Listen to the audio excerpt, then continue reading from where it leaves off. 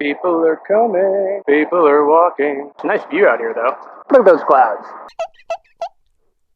Hey everyone out there, happy Wednesday. Normally I wouldn't wear sunglasses while doing something like this, but I'm doing it outside and I don't want to be squinting the whole time, so deal with it. So I watched the Democratic debate last night and I'm not going to go into a whole lot of detail about that because I'm going to be doing my Motley Stew show about that this week, actually taping that tonight. But I will say it was entertaining. There were definitely some key moments. I think Bernie did really well. I think Hillary held her own. I wouldn't necessarily say she won the debate, but everyone was looking for her to fail. So it wasn't quite the Sarah Palin Chronicles where it was just like as long as she made it through and didn't screw up and everyone says she wins, but still, she definitely had the most pressure on her. I still have to say, the funniest part of the entire debate was that last question about who is your biggest enemy or who are you most proud of that's your enemy, and Jim Webb's basically like saying something about the guy who threw a hand grenade at him but he's not around. You might as well just translated that to, hey, vote for me, I killed the guy. And then that weird smile, I don't know what that was about. One random note about me is also I love getting mail. I hit that mailbox every single day. There are times when Michelle laughs at me for checking it, and sometimes she'll check it before I get home and I'll be like, oh, I didn't see anything, and she'll be like, oh, the mail's over there. I don't know why, I just love getting things in the mail.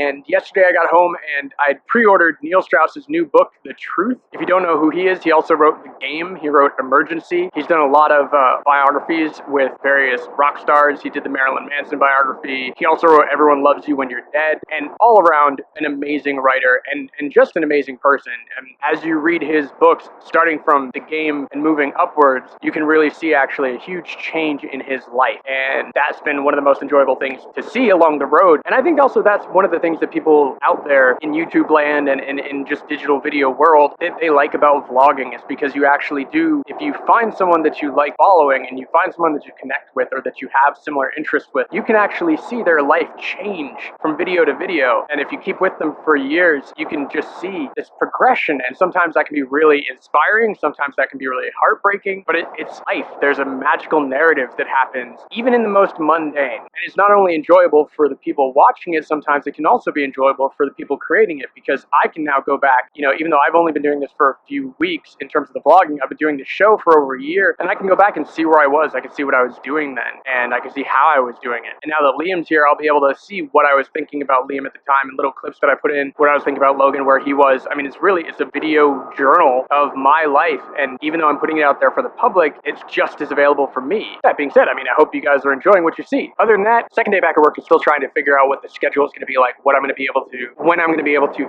fit in everything that I want to do, especially getting back on an exercise routine, is figuring out like really how early in the morning do I need to get up so that I can do the things I want to do. I'd woken up with Liam this morning at about 4:30 to feed him, and when I finally got him back down, it was about 5:15, and I remember looking at my clock and thinking, what's the point? My alarm's going to go off in 45 minutes. Maybe I should just stay up and actually do some of the things I want to do, get in 10 minutes of meditation, get in, 15 minutes of exercise, and maybe one day I'll actually make that choice to do that. But this morning I just laid back down and surprisingly went back to sleep. Actually, another little bit about Liam is that his umbilical cord stump finally fell off, and man, for those people who don't have children, it's just a weird thing, that stump, and I'm really glad that it's gone. It was just kind of freaking me out. I know I had seen it before on Logan, but for some reason this time around it was more freaky. And it's also good because once the stump falls off, you can actually give the child a bath now, a full bath, instead of actually just doing the sponge down, because you're not allowed to really get that stump wet. So now this Wednesday, not every Wednesday, but this Wednesday is officially stump free day, and I hope you all have a wonderful one. Be good to each other.